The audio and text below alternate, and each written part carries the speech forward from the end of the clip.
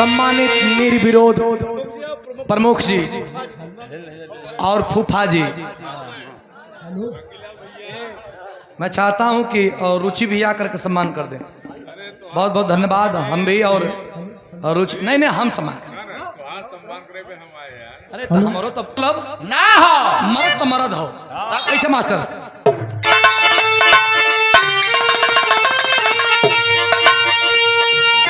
तो चट्टान को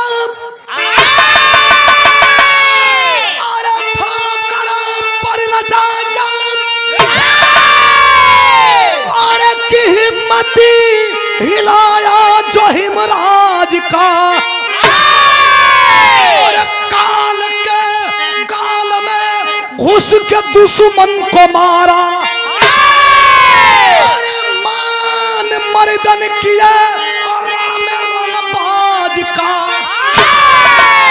और रुके ना झुके ना थके जो कभी ना, और पिला के लहू दिल की बुझाया। असल पीर होते हैं संसार में, अंधेरी निशा में दिशा जो दिखाया।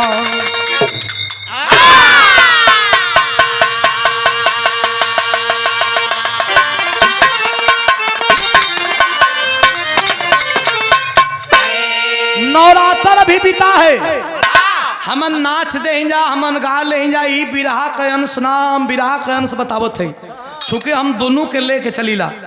नवरात्र अभी बीता है। नवरात्र में ये दिखाया गया है कि राम जी रावण को मार करके विभीषण को राजगद्दी पे आसीन कर दिए। लेकिन उस गद्दी पे बैठे हुए विभीषण को देख देख करके मंदोदरी रोज ये कोसती थी कि 1 लाख पूत 1.25 लाख नाती ता रावण घर दिया न बाती। अरे जिस रावण के चलने से, अरे रावण के चलने से पूरी पृथ्वी कांपती थी। और रावण के इलाका में और रावण के लंका में खाली विधवा औरत। मंदोदरी रानी एक 13 बरस के बच्चे को बुलाती है। मंदोदरी रानी किस बच्चे को बुलाती है पता है? किसको? मेघनाथ का बेटा अमरजीत, जो बचपन से ही अपने नानी गांव यानी मम्मा गांव पलत रहल, ननियौरे में पलत रहल। लड़का आई तो सोचलस कि अपने दादा रावण से मिलब। इंद्रजीत अपने पापा से मिली, हम केहू से ना मिलल। जब देखलस लंका का स्थिति तो जा करके और मंदोदरी रानी से कहता है कि स्थिति ऐसी क्यों बनी है माँ? तो मंदोदरी रानी कहती है कि सुनो स्थिति क्यों बनी है। बिरहा में कव्वाली का टुकड़ा बा।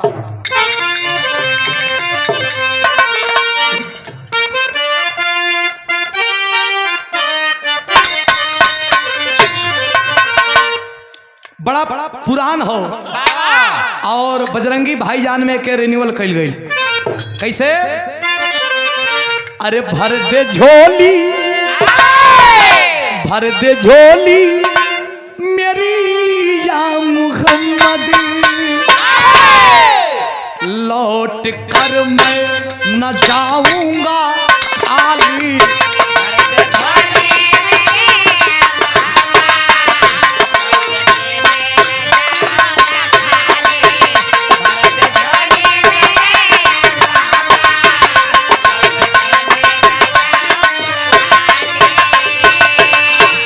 लेकिन अरे रोके बोली और रोके बोली, अरे मंदोदरी अमर से लाल कैसे मिटाऊं मैं शंका।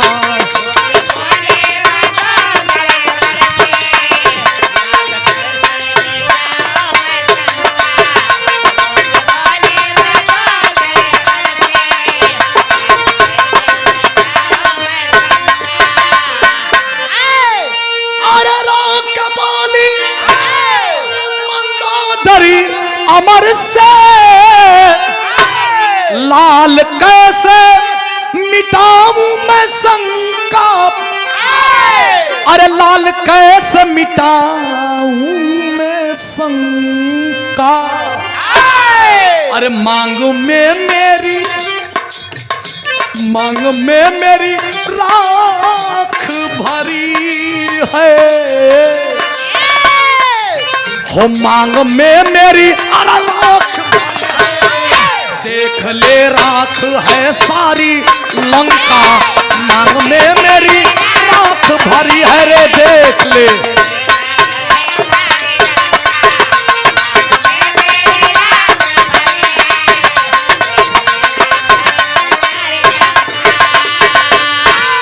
₹251 पुरस्कार आदरणीय गार्जियन नमो क्या बोले थे शोभनाथ यादव छतौना से हमारे पूज्य गार्जियन जी के द्वारा ₹201 पुरस्कार चरणों में कोट, ₹251 पुरस्कार चरणों में कोट को प्रणाम धन्यवाद।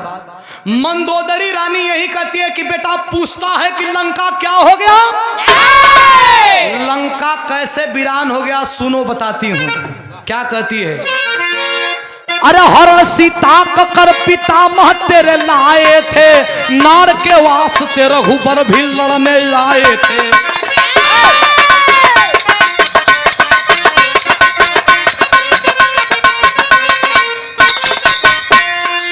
मिले श्री राम से विभीषण मिताई करके, मिले श्री राम से विभीषण मिताई करके, कराया कुल का नाश द्रोही बुराई करके।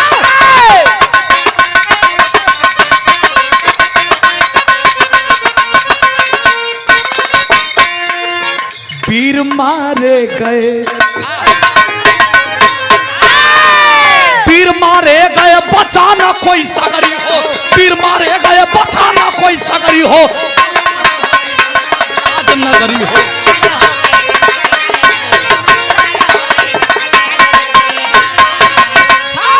एक लाइन में मंदोदरी कहती है कि अरे जिस रावण के दरबार में बड़े बड़े देवता देवी चूल्हा चौकी किया करते थे, उस रावण के दरबार में राम जैसे पुरुष का क्या औकात। लेकिन विभीषण राष्ट्रद्रोही, देशद्रोही, परिवार द्रोही, कुल द्रोही जा करके और राम से मिल करके लंका का नाश करवा दिया। ए भैया, अरे बाप रे बाप, 13 वर्ष का लड़का अमरजीत मेघनाथ का बेटा कलश के रे दादी माँ, राम लक्ष्मण मेरा दुश्मन नहीं है, राम लक्ष्मण मेरा दुश्मन नहीं है, बल्कि मेरा दुश्मन मेरे घर में सांप के भांति बैठा है। विभीषण को मारना जरूरी है, विभीषण को मारूंगा। विभीषण को मारने की तैयारी कर रहा है। बिरहा में एक तरज है, वही तरज का हमारे अरुचि का जन्म को पहले का तरज है। कैसे मास्टर? आकाश यादव जी, बिल्डिंग मटेरियल, हेमापुर, फूलपुर, आपके द्वारा पुरस्कार है।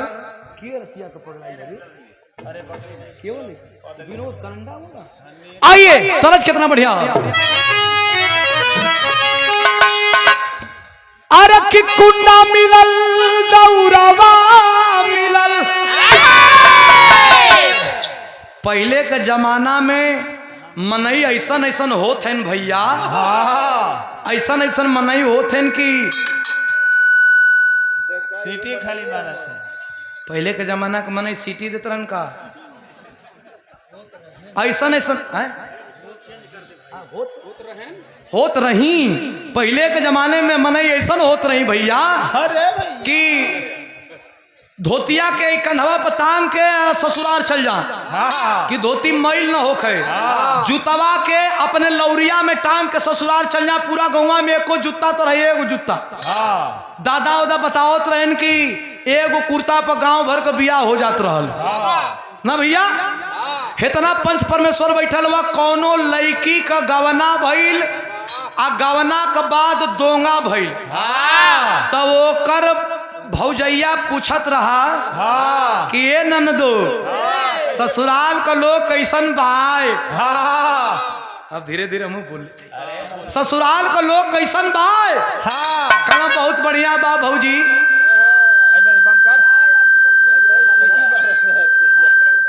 वो बिटिहनी कहत बाय कि ससुराल का लोग बहुत बढ़िया बाय। अरे कहला ससुराल का लोग तब बढ़िया बा, हमन का जवन सामान दिए रहा उ सामानवा ठीक बाय। कहला कौन सामानवा? कहला खटिया मचिया तोसक रजाई, कहला एक नंबर मिला बा, लेकिन एक सामान गड़बड़ बा भौजी। कौन सामान? कहे कि अरे कुंडा मिलल दौड़ावा मिलल, अरे कुंडा मिलल दौड़ावा मिलल और पहुरावा मिलल ये भौजी। आरतिया से जरिया पनिदियो न आवे, मऊगा मिलल ये भौजी।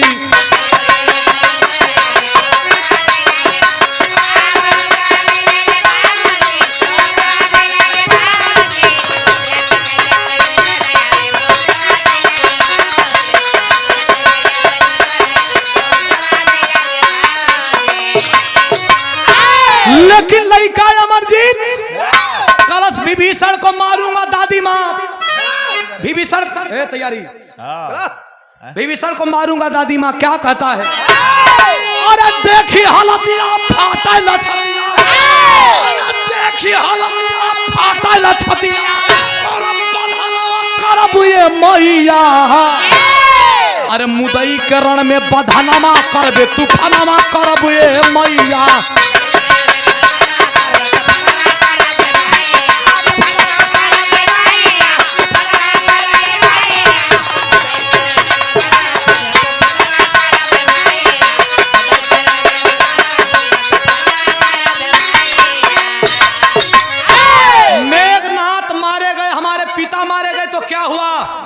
मां सौगंध है इस मिट्टी की, मेघनाथ बन करके तेरे आंचल में और लंका की लाज मैं बचाऊंगा। क्या बोले?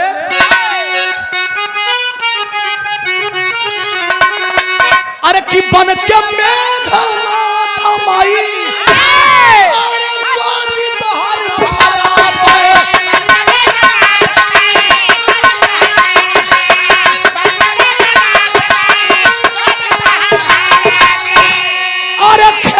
विभीषण के हम राज खुद करबे। अरे रोमा रोमा लागल यगिया, अरे रोमा रोमा लागल यगिया, तूफानवा करब ये मैया। खाली विभीषण का पता तू दे दा। आ देखो माई विभीषण के उनके तय मारम नु कि उनकर पता चल जाई कि कौना वीर से आज पाला पड़ल बा। माई काली के ढेर दूर ना बैठल हो, जाके देखा जहाँ रावण बैठत रहो वही बैठल है, वहीं बैठल बा। अरे लइका चलल बा, जवानी का जोश 13 बरिस का। हम कहिला कि जरूरी ना हो कि बहुत बड़ा उम्र और बहुत बड़ा पहलवान रहब तब्बे तो के दुनिया कदर करी। गरीबी में भी अगर कम भोजन पा के अगर संयम से बढ़ब तई दुनिया तो के याद करे ले। बिरहा में तरज बा, तरज के हमरे गुरुजी विजयलाल गुरुजी बड़ा स्पेशल तरीका से गावेला। 1995 में देखा रुचि ई धरती पर बड़ी जोड़ी बनल, बड़ी जोड़ी टूटियो गई, लेकिन अब इन विजयलाल गुरुजी और अनीता राज जैसन जोड़ी बनल। का इधर के घोड़ा रहे संगवाई हो रात रहला ना का कहमा। हाँ उस समय ढोलक ये बजाओ तो साफ सुथरा करत रहो। अरे का बौरा गइलू लैला, का बौरा गइलू नो, हम तक दे रहिले बौरहिया, हम तक दे रहिले बौरहिया, आइया का बौरा गइलू नो।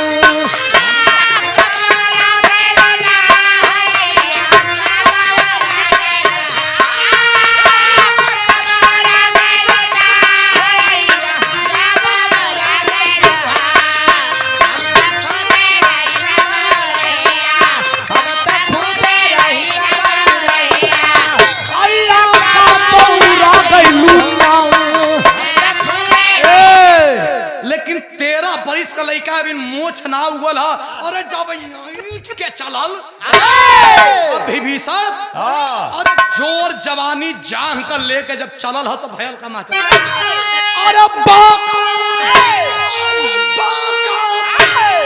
बाका जवाना माना बाका जवाना माना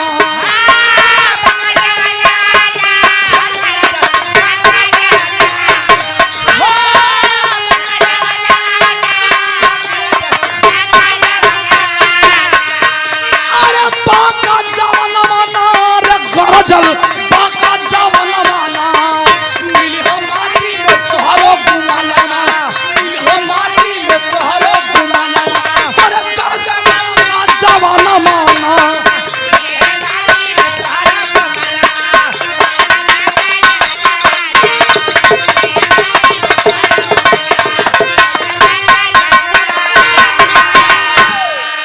ए भैया पता पूछ के जाके विभीषण के निकाल करके छोटी छोटी हाथ और छोटी छोटी तीर धनुष लेके और निकाल के मरस विभीषण का एकदम ठेहुना के नीचे जब धार दे मरलस। विभीषण कनौरी ये कैसा कौन हो बेटा? कलश वीर अपना नाम परिचय नहीं, वीर की वीरता पहचान किया करती है। विभीषण रहना बड़ा तेज तराज, बाण का रफ्तार देख के जान गए कि रे बाप हम लड़ाई में रहल बानी, मेघनाथ का बाण इतना रफ्तार से आवत रहल, भैया लक्ष्मण का बाण इतना रफ्तार से आवत रहल।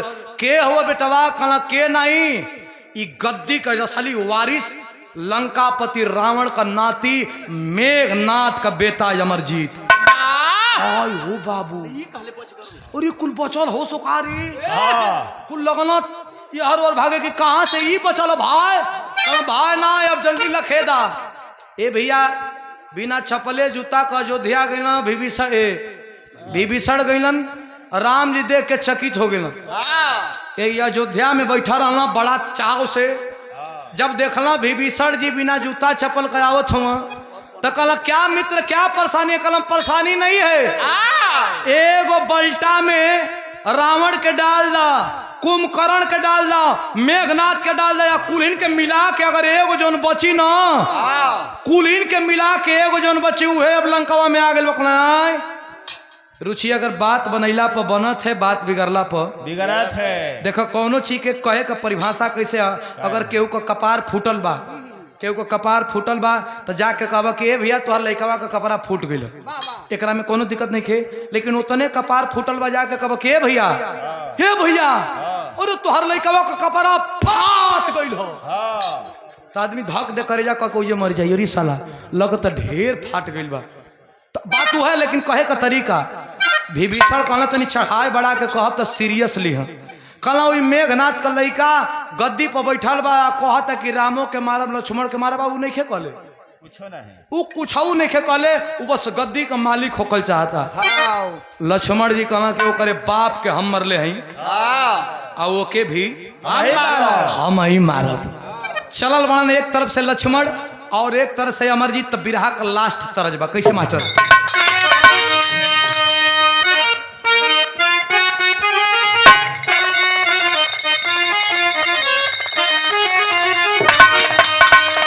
तरज हमारे उस्ताद गावेलन, अरे दिल के टुकड़े इस तरज से मिलता जुलता दो तीन गो तरज लिखल, लेकिन हम गाइला का अरे दिल के अरमान, दिल के अरमान और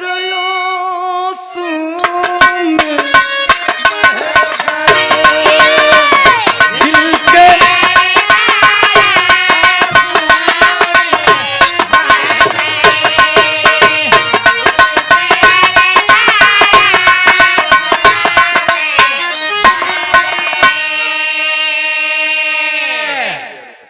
आदित्य यादव कटेरी गोड़वा कहने धर देते हो जा भैया, धोतिया कुर्ता से ढेर पुरान नहीं न मानत हो जा भैया, हमारो अभी 24-25 चलत है और धोतिया से जानत हो जा कि लागत है कि सर पुराना है, पेंशन उठाओ तो वृद्धा यहाँ लागत हम लोग की वृद्धा पेंशन उठावत हो ना भाई, अब भाई बिया हो नहीं खे भाई तो ना भाई तो का कर प्रचार कर चलवा होई ना मर का है ये हमके लागेला कि तुम लोग बियाहवा का ताना मारला जा कि लाजवाब ले जा अरे कि सचेत कर पहले ले अपने भी आगे फिर बाबू ए भैया लेकिन ठोक के ताली अरे ठोक के ताली अरे वीर सवारी चलती है ठोक के ताली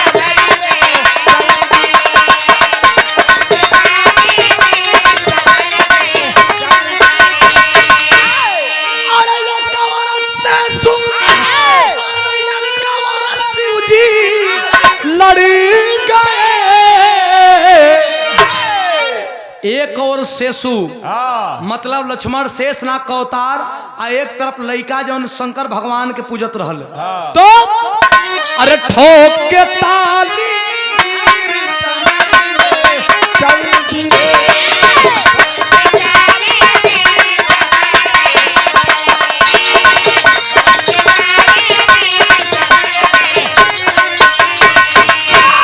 दोनों पुनः लंका के मैदान में आते हैं एक तरफ से शेष नाग का अवतार लक्ष्मण एक तरफ से 13 बरस का लड़का रावण के खानदान का चिराग जब दोनों एक जगह होते हैं बिरहा में पहपट का भाव तनी गरम करते मास्टर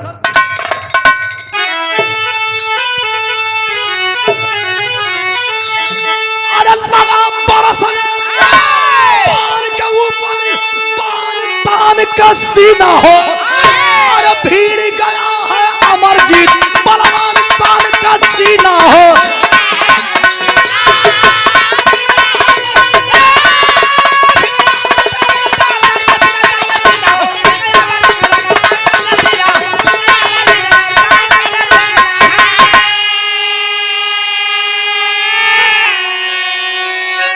अरे बाबू वही में चले कहे ए भैया एक तरफ से और दूसरे तरफ से लक्ष्मण बाण जब मरलस पहला बाण लइका जाकर तो लक्ष्मण कहे बाबू हाँ ए लइका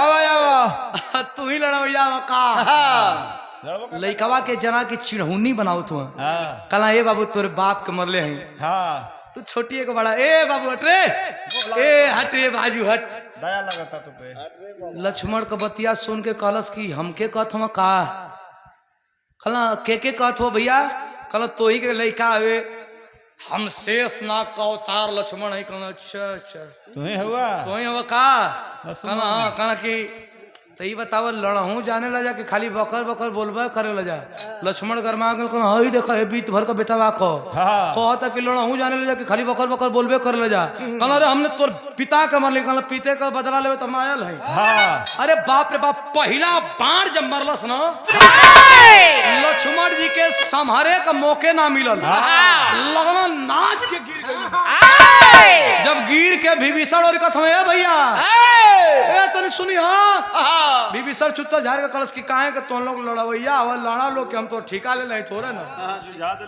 कलश भैया लड़ा लोग हम कोनो लड़वैया थोड़े हैं कहना रे बाप एक बाबू से बनवा के यह तो रफ्तार में आवत हो कहना रफ्तार में ना आई शंकर जी का वरदान है के प्राप्त है ए भैया कहना तब कैसे ही हारी कहना एक शर्त पर हारी जब एकरे लक्ष्मण तोहरे सामने कोनो औरत आके खड़ा हो जाई हाँ आई औरत पर बाण चलावेला नहीं लक्ष्मण कहना तब कोई सीता जी के पुनः वही लंका में बुलाया गया आज जब लंका में बुलाया गया तो हुआ क्या अरे हनी हन क्या तू बाण ये बाबू जीत के मारा हो अरे हंस के बोली जनक नंदन अरे मार के घाट उतारा हो कला हंस के बोली जनक नंदनी हाँ जब वही आगा भैली सीता जी रख दिया तीर धनुष कलश की मर्दों से लड़ाई होती तो ये मर्द जंगे मैदान में लड़ता है लक्ष्मण कैसा वीर है तू औरतों को लेकर के आता है ये वीर औरतों से नहीं लड़ता है वाह मर्द है मर्द से लड़ता है वाह इहे का मौका उठैलन लक्ष्मण जी कैलन का मास्टर आल्हा कढ़ाओ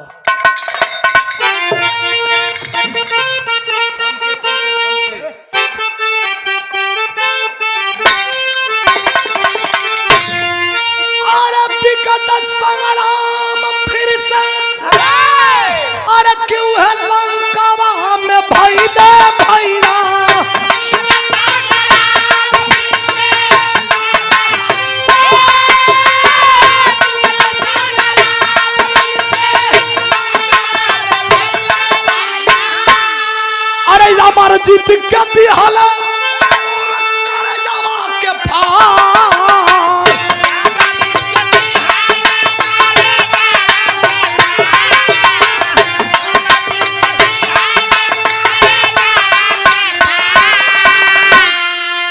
अरे कि माई मन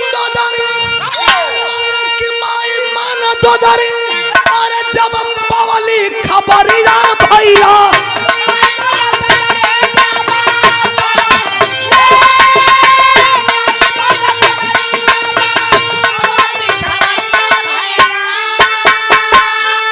पीटी के कपार होई गईली हो लाचार।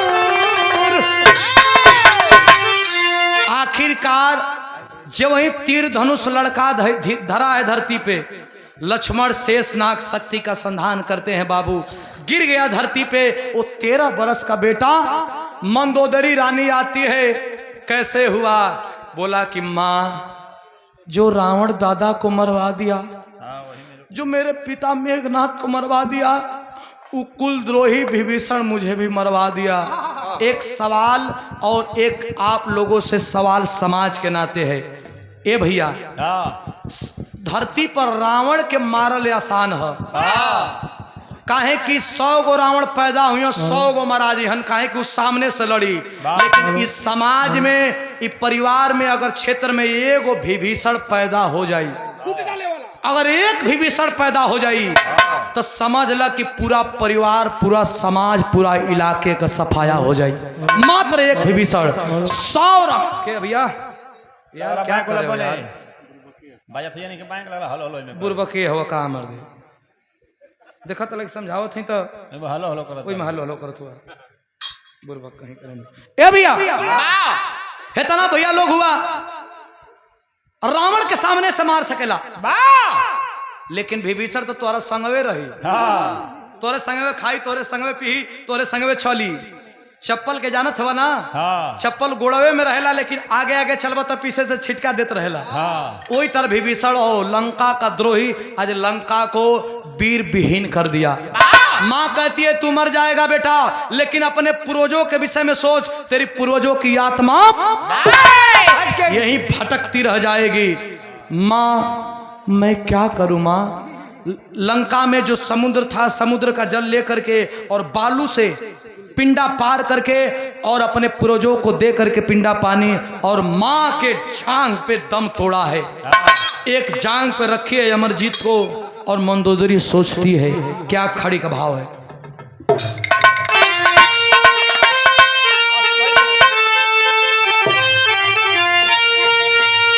अरे बेटा हमारे कुल का जन्म, अरे कि माहुर भैली जिंदगानी पे बना।